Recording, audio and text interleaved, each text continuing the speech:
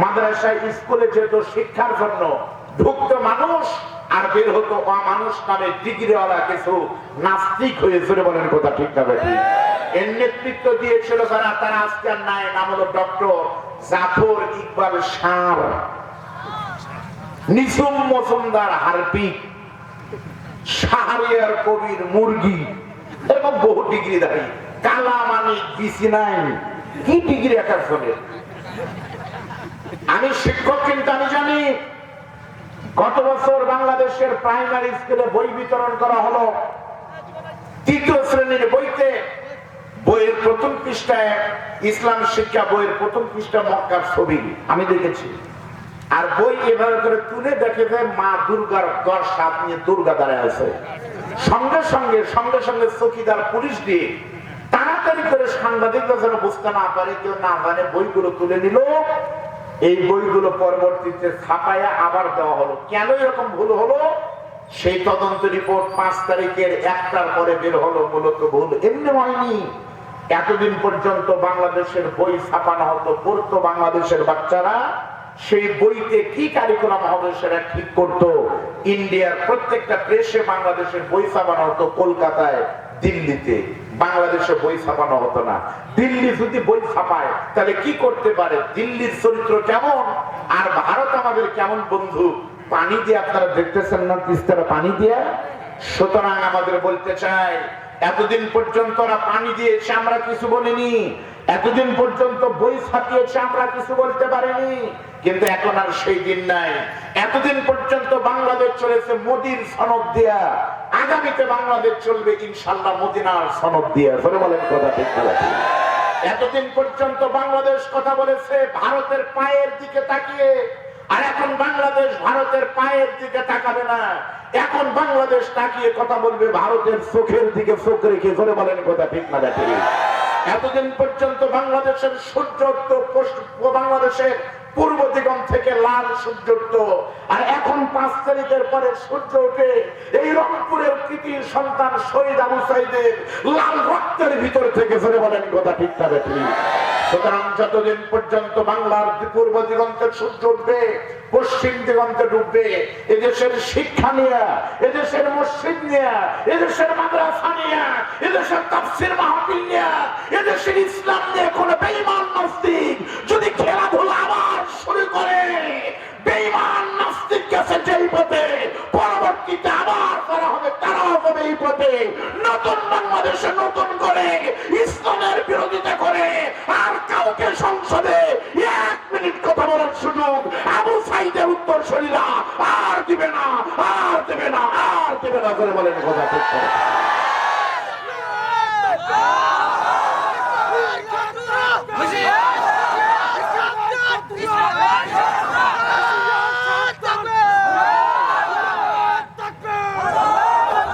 তাহলে বলেন তো ভাই, মানুষ মাটির তৈরি তার প্রথম ব্যাখ্যাকে আপনারা পাইছেন? জবাব হলো আমার বাপও মাটি, আমরাও মাটি শেষ। মানুষ মাটির তৈরি তাফসীর না কাসিরের ভিতর বলেন 2 নম্বর কি? আপনারা জানেন আমি আব্দুল বারী রশিদি কিন্তু বৃষ্টির পানির সঙ্গে পড়িনি। অথবা আপনাদের এলাকায় যাদের বাড়ি, মনে করেন আমার বন্ধুবর মাওলানা বুলবুল ভাই অথবা হাবিব মাওলানা ভাই আমার, এরা কিন্তু তিস্তা নদীর ব্রিজের পানির সাথে কিন্তু ভারত থেকে ভেসে আসেনি। এসেছে কেমনে? আমরা কিন্তু এসেছি মা বাবার মিলনের মাধ্যমে, ঠিক না? এভাবেই তো। এজন্য কিন্তু একটা গান আছে, বাবা আনন্দে মাতিয়ার সাগরে ভাসায়া সেই যে চলে যায় খবর লয় না, মাছ ধরিয়া উদরে কত কষ্ট করে, 10 মাস পরে পায় প্রসবের বেদনা, এমন দরদি ভাবে কেউ হবে না আমার মা। কেমনে মানুষ মাটির তৈরি তাফসীরের ভিতরে আছে। এই 14 বাড়ি গ্রামে হজ তো কোন বাড়ির ভিতরে স্বামী স্ত্রীর মিলন হয়েছিল রাতের বেলায়, কিন্তু আনন্দের সহবাস যখন হয়ে গিয়েছিল, মা বাবা স্বামী স্ত্রীর অজান্তেই কিন্তু এক ফোঁটা বীর্য বাবার শুক্রাণু কিন্তু মায়ের ডিম্বাণুর ভিতর কিন্তু ঢুকে পড়েছে। কেউ কিন্তু স্বামী স্ত্রী টের পায়নি, টের পেয়েছে কিন্তু পরের মাসে, যখন মেয়েটির অসুস্থ হওয়ার কথা, মাসিক হয় না, ঘটনা কি? একদিন খাওয়ার টেবিলে স্বামীকে বলতেছে, স্বামী গো, আমার মনে হয় আমার পেটে সন্তান ঢুকেছে, কেন আমার অসুখ হচ্ছে না, কারণ কি? স্বামী তখন বলতেছে, কখনোই তা হবে না, 2042 সালের আগে এগুলো হবেই না। আরো 7 দিন যখন চলে গেল কিন্তু সন্তান হয়নি। বিবি তখন আশ্চর্য, বলতেছে, স্বামী গো, আপনি এখন কোন জায়গায়? স্বামী তখন বলতেছে, আমি আছি এই মুহূর্তে জল ঢাকাতে। বলতেছে, জল ঢাকা থেকে আসার সময় আপনি একটা যন্ত্র কিনে নিয়ে আসবেন, নাম হলো ইজি বেবি টেস্ট। বাড়িতেই কিন্তু পরীক্ষা করা যায় সন্তান পেটে আছে কিনা, এটা কিন্তু পরীক্ষা করতে 2 মিনিট লাগে।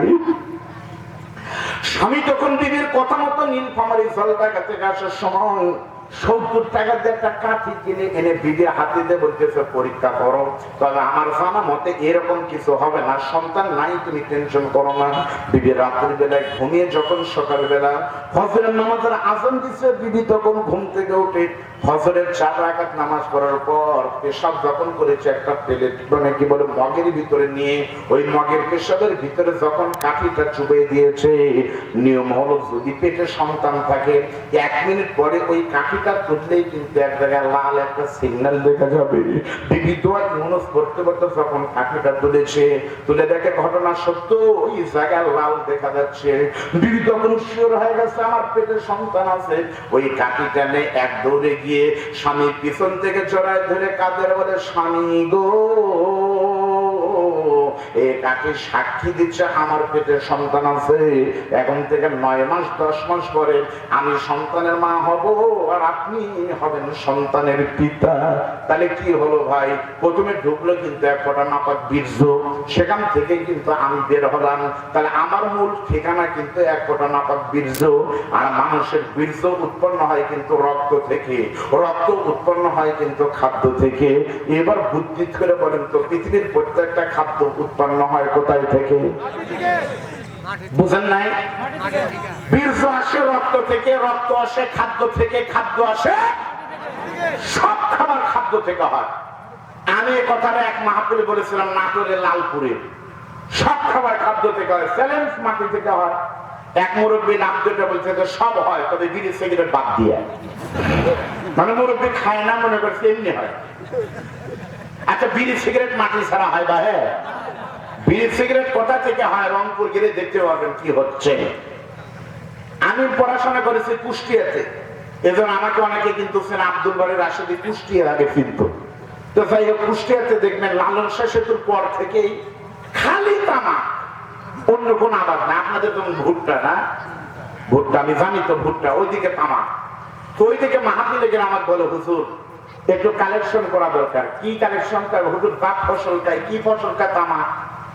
আমি বলি, ভাই কোরআনের মাহফিলে তামাক কেমনে তুলবো? হুজুর তা জানি না, আপনাকে আসার জন্য যেটা গাড়ি ভাড়া দিয়েছি 5,000, ওটা তামাক বিক্রি করেই দেওয়া হয়েছে। আবার যাওয়ার সময় যেটা পাবেন ওটা হারাম হলে আপনার টাকা হারাম। কি করবেন সিদ্ধান্ত নেন। আমার মন বলছে কি করবো, আর ইমাম বলছে যা হয় হোক তামাক দিয়ে জান্নাত তুলবো। তখন মাহফিলে কালেকশন করছে, আল্লাহর কোন বান্দা আছেন 2 মণ তামাক দিবেন। কুষ্টিয়ার এই তামাক যাবে বগুড়াতে। আমাদের উত্তরবঙ্গের যুবকেরা আপনাদের এই 2 মণ তামাক কিনবে, তামাকের থেকে সিগারেট হবে, ওই সিগারেটের ভিতরে ফালাতে গাঁজা টানবে, এমনি কি আপনিও পাবেন। কে দিলেন 2 মণ তামাক? দেন ভাই দেন। তার মানে হলো তামাকে উৎপন্ন হয় কিন্তু মাটি থেকে, ঠিক না? বিড়ি সিগারেটের বিরুদ্ধে আমার কোনো বক্তব্য নাই। সত্যি আমি বাংলাদেশের একমাত্র হুজুর যে হুজুর সিগারেটের পক্ষে। খাই না খাই কিন্তু সিগারেট ওয়ালাদের সাথে আমি আছি। আমি মক্কায় গিয়ে দেখেছি সিগারেট একটা পবিত্র ভালো জিনিস। প্রথমবার আমি যখন মক্কায় আমি নিজের চোখে দেখেছি। আমি নামাজের জন্য বাইতুল্লাহ যাচ্ছি, সৌদি আরবে যারা গেছেন, মুরব্বী কে গেছেন জানি না, সমস্ত লোকেরা কিন্তু পাঞ্জাবি পরে। কি ভাই, সবাই জুব্বা পরে, পাঞ্জাবি না জুব্বা। আমি নিজে দেখলাম এক লোক সিগারেট টানতে চার যাচ্ছে, টানতে চার যাচ্ছে, কবুল চত্বর পার হয়ে সিগারেট ফালাই দিয়ে ওখানে গেলাম। আবার হাত তুলে মশান আছে কিন্তু আমরা এখানে দেখেন কি ইসলাম। তা আমি বললাম তুমি হাত যেখানে তুলো তুলো, আমার আপত্তি নাই, কিন্তু সিগারেট খাওয়ার পরে ওযু করলে না, কেমনে নামাজ হয়? আমি নামাজের পরে তো আমি টেনশনের পরে মোবাইলে সার্চ দিলাম গুগল হুজুর, মুফতি গুগল, মুফতি ইউটিউব হুজুরকে জিজ্ঞাসা করলাম নামাজ কাছে ওযু ভাঙার কারণ কি কি। আমি তখন নিজে শুনেছি ওযু ভাঙার কারণ, শায়েখ আহমদুল্লাহ বলতেছে ওযু ভাঙার কারণ কয়েকটি। বমি করলে ওযু ভাঙে, পেশাব করলে যায় ওযু, পায়খানা করলে যায়, স্বপ্ন দেশে যায়, ঘুমালে ওযু ভাঙে। কোন আলেম কি বলতে পারবেন বিড়ি খেলে ওযু ভাঙে? কোন বইতে লেখা আছে? সত্যি, কিন্তু তার মানে বিড়ি খেলে ওযু থাকে, কোন সমস্যা না, আপনার খেতে পারবেন। অনেকে বলতেছে এইরকম কিছু অসুবিধা, প্রেম করা যায়, বিড়ি খাওয়া যায়, এই জন্য আপনাকে নিয়ে এসেছি, আপনারা করবেন, কোন আপত্তি নাই। প্রেম করা প্রত্যেকটা মুসলমানের জন্য অতীব জরুরি, প্রেম করতেই হবে, তবে বিয়ের পরে, বিয়ের আগে না। ভালো করে বুঝো। তো বিড়ি কিন্তু ভালো জিনিস, সিগারেট ভালো জিনিস, কিন্তু খাবেন, আমার বাধা নাই, কিন্তু তিনটা বিপদের কথা আপনাদের বলা দরকার। পৃথিবীতে একমাত্র খাবারের নাম হলো সিগারেট আর বিড়ি, যার ভিতরে তিনটা জাহান্নামের চিহ্ন স্পষ্ট দেখা যায়। এক নম্বর হলো দুর্গন্ধ, দুই নম্বর হলো আগুন, তিন নম্বর হলো ধোঁয়া। এই তিনটি জাহান্নামের অংশ। যদি কেউ খেতে চান, এই তিনটা জাহান্নামের অংশ আছে, আমরার পরে 7টা যোগ হবে, তার মানে আপনি আগে থেকে 30% জাহান্নামী শুরু করে দিলেন। তা যদি খেতে চান খেতে পারবেন, আমার বাধা নাই। দুই নম্বর সমস্যা হলো, বিজ্ঞান প্রমাণ করেছে বিড়ির ভিতরে সিগারেটে আছে নিকোটিন। নিকোটিন হলো ক্যান্সারের বিষ। কেউ যদি রেগুলার বিড়ি সিগারেট খায়, অবশ্যই তার মৃত্যু হবে কফে, টিবির ব্যারামে, লিভার সিরোসিস, আলসার, আর ভাগ্য যদি ভালো হয় তাহলে ক্যান্সার হতেও পারে। যদি বলেন হুজুর আমি ক্যান্সারে মারা যাবো, তাহলে কোনো বাধা নাই, আপনি খাবেন। আর একটা বিপদ আছে, আমি দেখেছি বগুড়াতে পচা মাছ মানুষ কিনে শুক্তো করে খায়, কিন্তু পচা মাছে কিন্তু শুটকে খাওয়া যায়। আমি দেখেছি